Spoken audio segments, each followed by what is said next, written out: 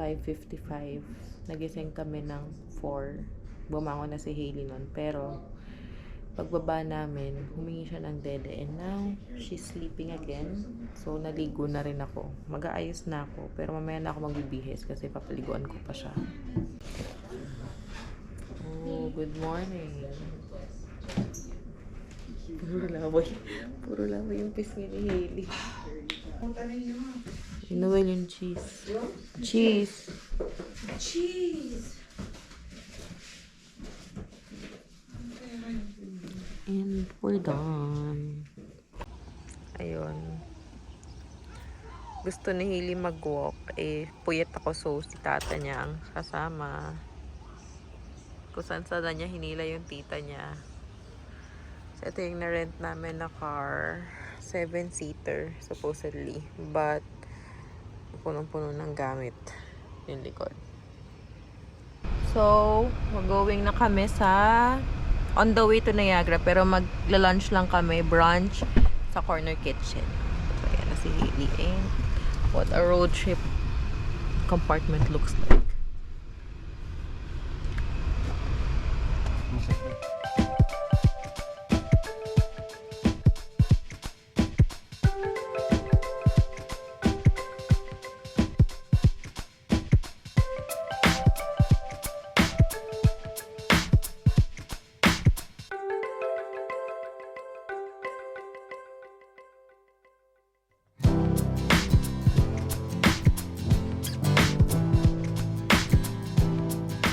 Nandito na kami sa Corner Kitchen. Nag-park na. Nag-check lang si mami kung may seating. Kasi si Hailey ay sleeping. Wow! Rhyming! Si Hailey sleeping. So, pag may sure ng seating, siguro kami bababa para isang lipatan lang siya sa stroller. Oh, ang bata nangingitim sa Canada. Kaya naka-sunscreen. Meron na siyang tan lines. Kasi ang sabi ng kapatid namin, ano daw, malapit daw kasi yung araw, which is parang totoo naman dahil yung moon ang lapit nga, like closest I've seen it, ganun. Tapos ako parang hindi naman siya, kahapon naglakad kami tapos pa downtown, tapos nung pag-uwi namin dumating yung kapatid namin, sabi niya may heatwave ngayon, may heatwave daw 26 to 30 degrees, pero parang wala pa namang ganong temperature nung naglalakad kami kasi humahangin, medyo nilalamig pa kami, pero may heatwave na daw. So ayun, may heatwave siya daw considered dahil nga malapit yung sun dito sa kanila. Yawns. So we're here at Corner Kitchen. It's a brunch restaurant. Ayan. So, hinihingan ko siya ng seat booster dito instead of a car high share. May seat booster. A color na.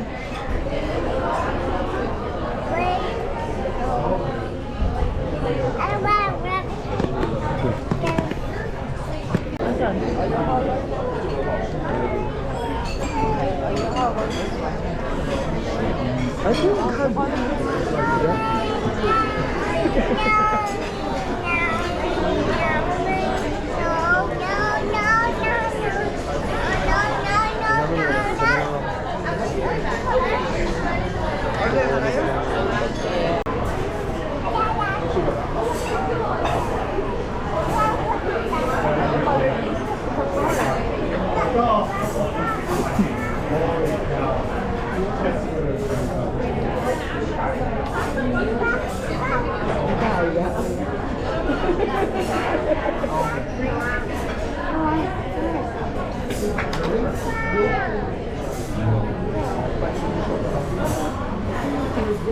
Iyo, hindi ka ganun kagapang, di ba?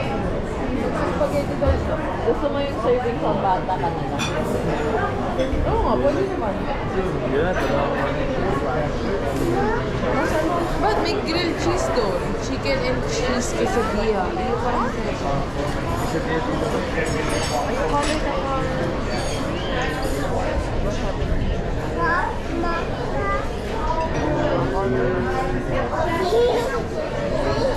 Wala siya naglalaro.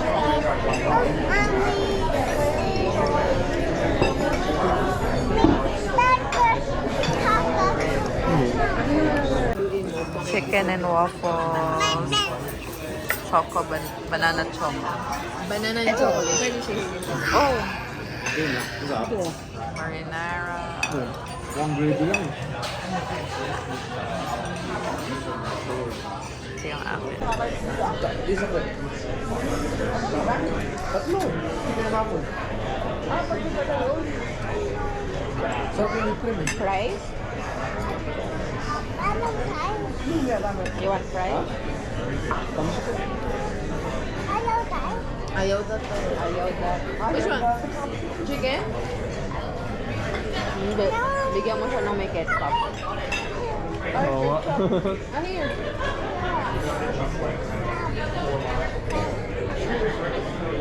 Kaso wala tayong platino. Simple lang. Ano sa to? Oo. Malaki.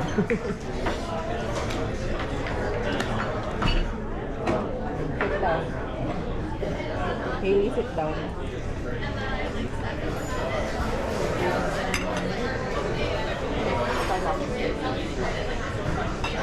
Saan ba pwesta?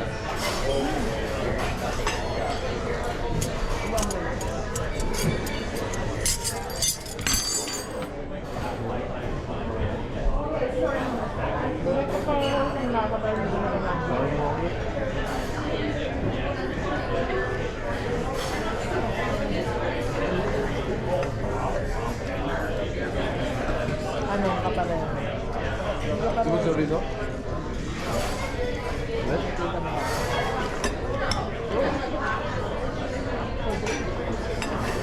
Well, burger in order mo. Pero tinanggap mo yung wrap. Hindi na gusto ko saan. Akala ko naman iba yung laman. Sarap hindi. Ano yung gusto mo? Hindi. Bakit ko yun? Hindi ba yung pinukuha ko kanina? Ay, siya sa kanina. Ito walang lasa. Sarap naman pala. Dami.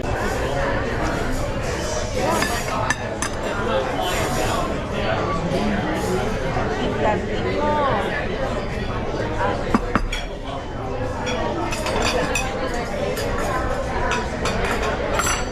Wala sa lang. Kaya natin sa Canmore. Spaghetti. O yung spaghetti last pilasa. Diba?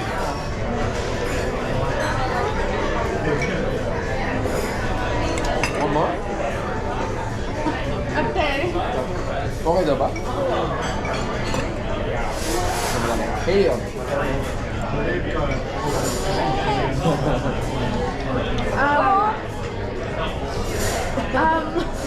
Yum. Andun lang. Kita ko lang. Strawberry.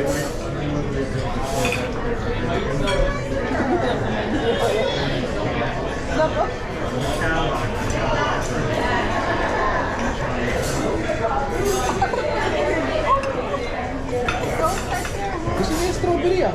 Oo nga. Ewan ko eh. Baka dumi. Sabi na, dumi. Ako din nga po.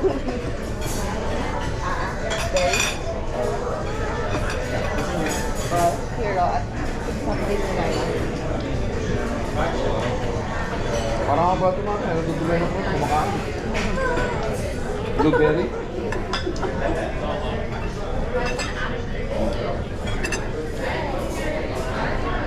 Blueberry gusto.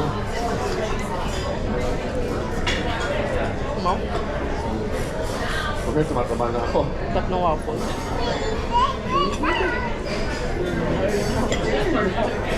One more? Tatlong chicken. Okay, tapos na ako. Sabi sa'yo, kids meal.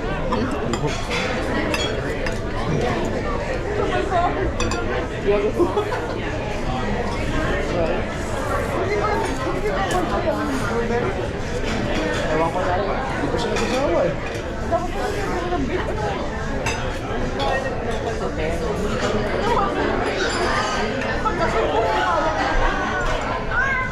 Oo, sabi na, ano ba?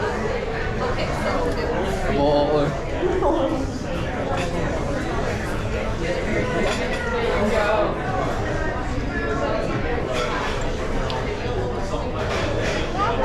sarap. Ano daw? Isa pa? Sipit kami. Ito, ayaw ko. Kasi gusto niya kung may sauce yung blueberry.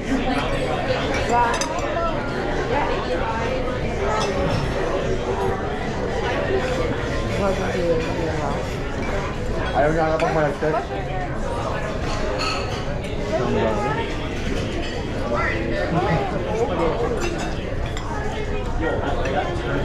Hindi, dami ano pa.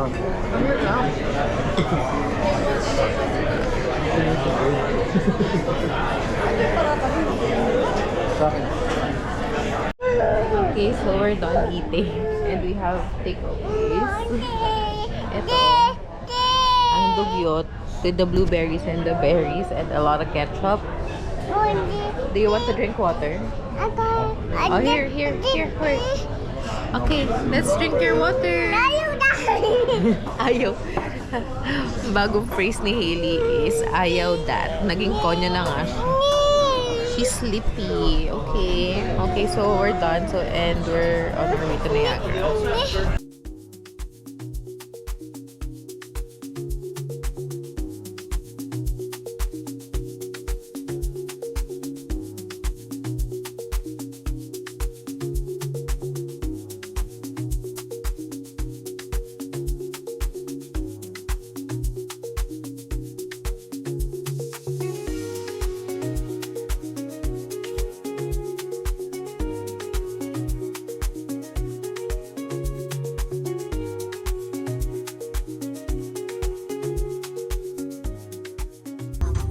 Kaya pa sis. Tulog na tulog ang bata.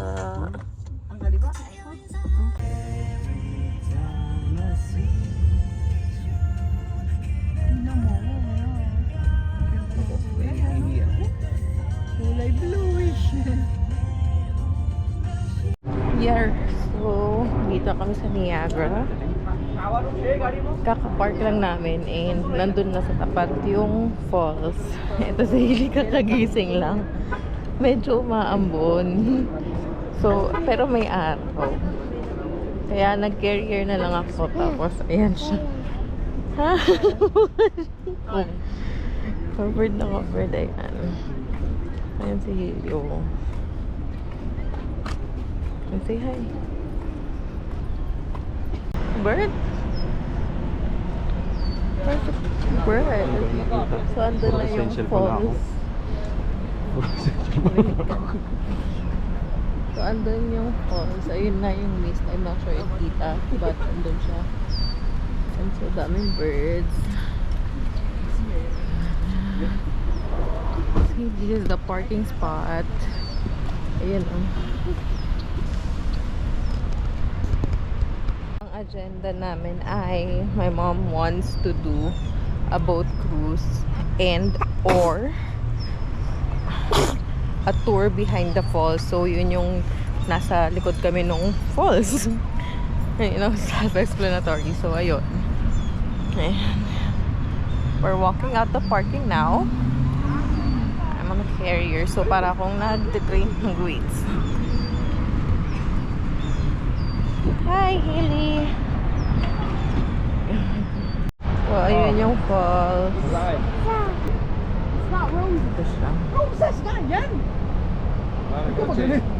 Eh kaya ko yun yung paniwalaan sa mga roses eh. So, the debate kung rosy yan o hindi, it has been going on for a couple of days. Ayun o, ito yung mga tsura ng ano. Sabi may hardinero. Na-picture na kita, okay na.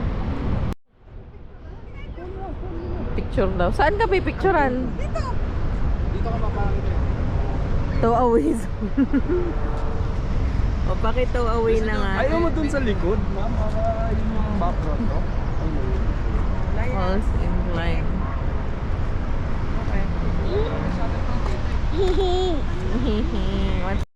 Okay, so may shuttle. May shuttle naman pala for the parking. Ano yung ano? Wala, paakyat lang. One way lang siya. Okay. Pero masaya siya. One way pero may bumababa. I mean, Explain yourself. pwedeng one way pataas, one way pababa. So, two way. Two ways. Pero, nagpanik. Ticket mo, pwedeng one way lang. Pero up and down lang siya. Kaso wala man lang lalo yung view doon. Hindi ko. Okay, flowers. Oh, it's wet eh. I think it's wet. May nauutusan na naman po. Magbunot ng flowers. Ayan siya. Sino nagturo kay Hailey magpabunot ng flowers? Si Lala. Si Lala. Ayun. Happy na siya.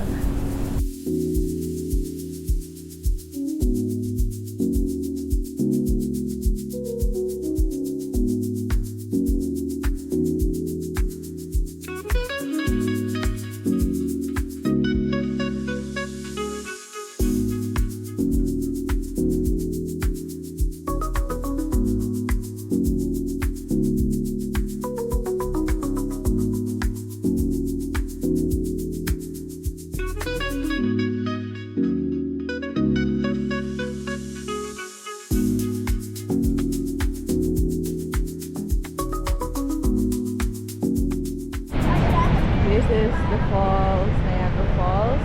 View from Canada side. So, ayan. Canada side. Other side is the US na. May mga tao. Ayan.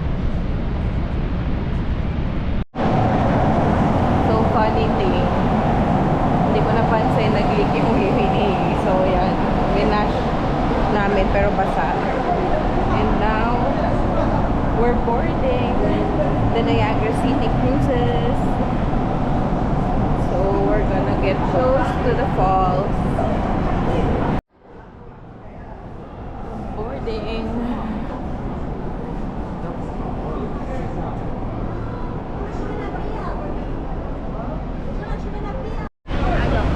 So ito, suot na namin. And si Hailey kasi naka-carrier. So nilakihan ko na lang yung butas ng akin para kaming dalawa lang. Kangaroo. Look at you. The high flow rate of water causes the fall of large sections of bedrock from the American Falls, which is composed of soft shale and limestone. Though the height of the American Falls is higher than the Canadian counterpart, 800 liters per second. And a recent notable rock fall. In 1954, a large section broke off and fell near the end of Prospect Point. Next is Bridalveil Falls, the smallest of the three waterfalls. It is located on the American side, just to the right of the American Falls, separated by Luna Island. Goat Island is much larger and separates the American and Bridalveil Falls from the Canadian Horseshoe Falls. Diversion channels and canals used for generating electricity have increased the water flow, reducing the erosion of waterfalls, and to this day, volume of water flowing at an average of 750,000 gallons per second. Niagara Falls' interesting facts include the white foam floating on the water is dissolved limestone and is created naturally due to the massive erosion forces of falling water. The height of the Canadian Falls is 107 feet or 52 meters. Estimated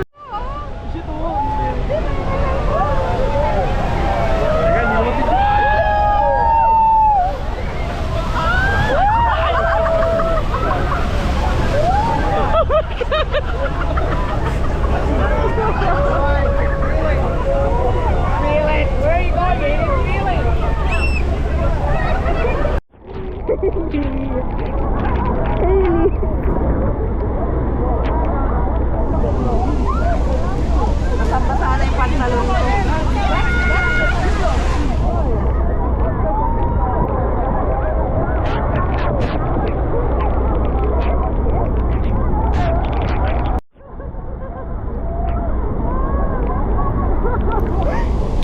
Naligod na tayo. Iikot ata tayo.